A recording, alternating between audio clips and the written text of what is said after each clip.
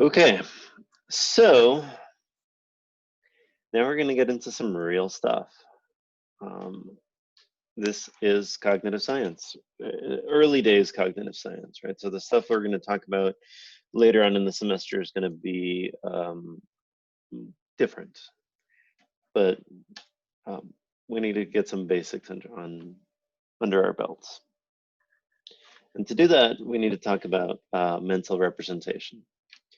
So uh, the background that we've already talked about, right? Arguments against behaviorism, the idea of computation, and the idea of information are all helpful here in understanding this representational theory of the mind. I'll say what that means. We're going to start with that. And then we're going to give accounts of mental representations, talk about what mental representations are like. That part hopefully will make sense. We'll walk through it pretty slowly. Then I'm going to play some fun games to show you some examples of representations in your own mind. And then we're going to do the meat and potatoes, which I'll try to go very, very, very slowly over because it is a difficult section. So what are mental representations? There's this question about like how I have this thought of a soda. I want to go get and drink a soda. And then I go and open the fridge and I get the soda. Cool? Okay.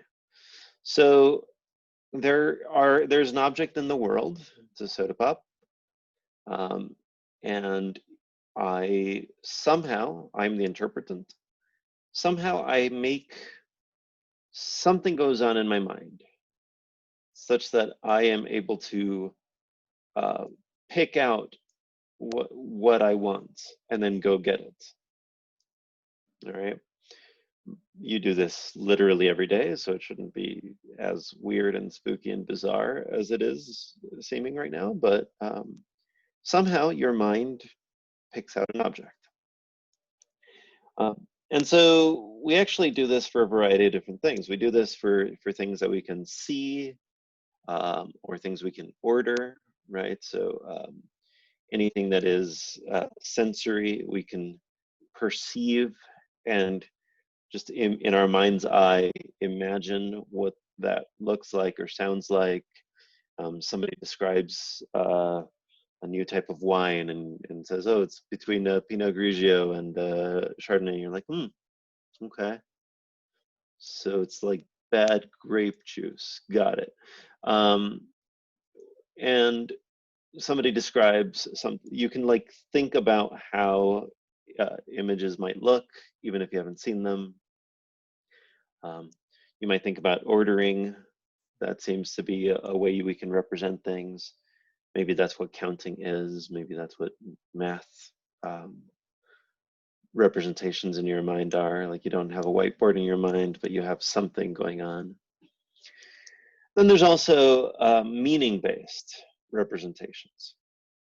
So these are sometimes sentences or archetype schemas, some prototypes of events, right? So when you think back on a memory, sometimes you just think about the words that you use to describe the memory, and you're not actually imagining yourself going through that memory again, especially when it's a story you've told many times.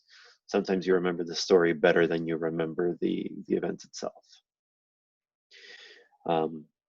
Sometimes when you're thinking about, say, what a bird is, you're not thinking about a particular bird that you saw outside on a Tuesday, October the 8th, 2006. You think of the general schema of what birds are, some prototypes, some attributes maybe. We'll get back to this when we get to the concepts discussion later on in the semester. So some representations in your mind, and it's true when you think about it, are perceptual, some are meaning-based. And you can think about perceptions, they seem to be, they have an aboutness to them, right? They're not vague. They are about something. Sometimes they are very precise. You can pick out specific, you can talk about one of your siblings, but not all siblings ever. You can talk about a particular brick that you saw one day, very, very precisely. You can represent in your mind all sorts of creatures, whether they are real, fake, the property redness, right? You can imagine abstracted away from an object.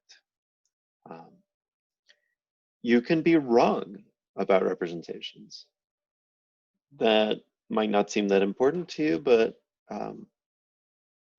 it would be really strange if you had a worldview where everything that you thought was the correct sort of thing. Like, oh,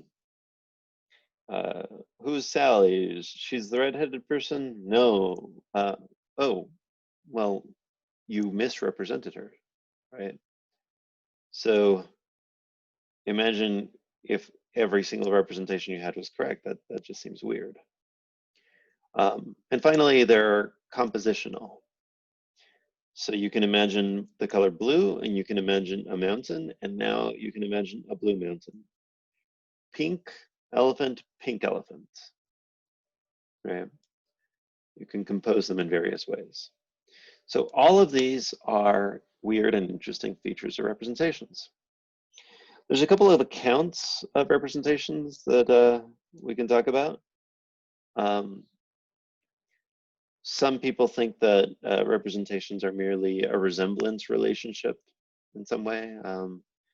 This was a particularly dominant old view, but there's something a little bit murky about it, at least a basic interpretation of this. My brain doesn't turn red when I think of red. There's no redness in there. My neurons don't like rearrange to shape to form the soda. There are indicator views. So representations are what the brain states that you have when, and only when, you see reality in some way or you think about real things. So if you are thinking of a soda, you're going to go to the fridge to get a Mountain Dew. Whatever your brain state is, that just is what is representing. That is the representation. But it's weird because there's actually many brain states that you can have, and you can represent the same object when you're angry or sad. You can represent different parts of it. That seems strange. And then the reality clause is weird. I can talk about Harry Potter all day, and we have thoughts about Harry Potter and about how he created most of the problems he faced, and really it was Neville Longbottom that was the hero of that series. Finally, there's functional views, right? These are views where representations are just things that co-vary with whatever it is that you're representing.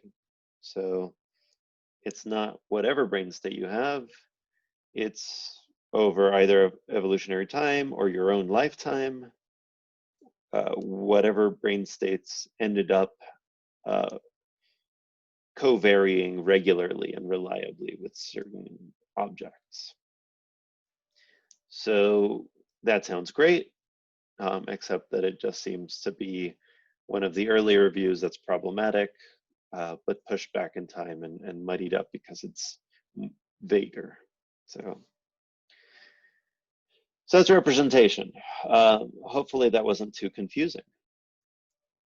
We'll get to mental imaging, and then I'll do a separate video for the physical symbol systems hypothesis. So let's play some games. Let's look at some. Do you guys see the glasses, or do you see 2 5s? Yeah. Let's talk about images, right? So one of the things that we were talking about with representations was images. And the weird thing about images is that they don't quite seem compositional in the same way that concepts are, right? So I said, imagine a mountain that was blue. Well, there's a concept of a mountain. There's a concept of blueness. There's not this particular mountain with this particular blueness. So it seems like when you're trying to combine different images, you just get a new, bigger image. It's not like you can't just add up the parts in the same way that you can with abstract ideas. So typically, images you might think are not as problematic, right? Like when you draw, a good drawing is one that resembles what it's supposed to be. Pictorial depictions resemble things. Models resemble the world. Maps resemble the terrains. And so some systematic correlation between the properties of the representation and the properties of what it represents seem like they're important. You can see we're going to run into some of the same problems with representations in general, in specific. But I want to go through some games here just to try to get you mentally involved. So stop clicking around on your phone, put everything down, look at the screen right now, and see if you can look at these images and try to mentally rotate them to see if they match each other. Are they the same kind of object? Okay, can you do it? Can you picture it? Every year I get somebody who genuinely can't. There's some people that have very hard time with pictorial representations. That's okay. You're just not as spatial as the rest of us. Maybe you have other talents. Can you figure out which of these fives is backwards? Some of them might be easier than others.